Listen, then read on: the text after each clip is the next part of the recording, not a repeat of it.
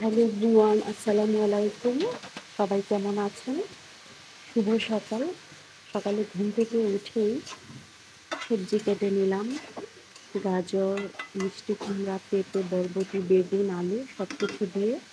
আর সাথে বুটের ডাল ছিল, ডালটা আগেই সিদ্ধ করা ছিল।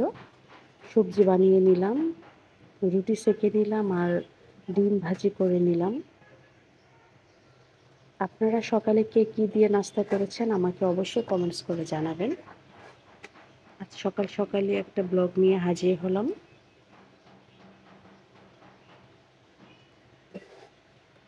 আমার রুটিগুলো মাশাআল্লাহ অনেক ফুলকো হয়, তো ডিমও ভাজি করে নিলাম।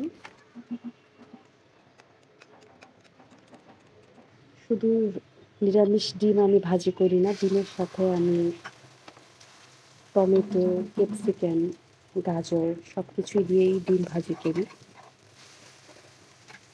তো কথা বলতে বলতে আমার ডিম ভাজিটাও হয়ে গেল।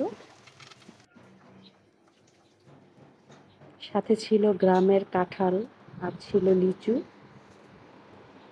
আলহামদুলিল্লাহ নাস্তা করে ফেললাম। সবাই ভালো থাকবেন।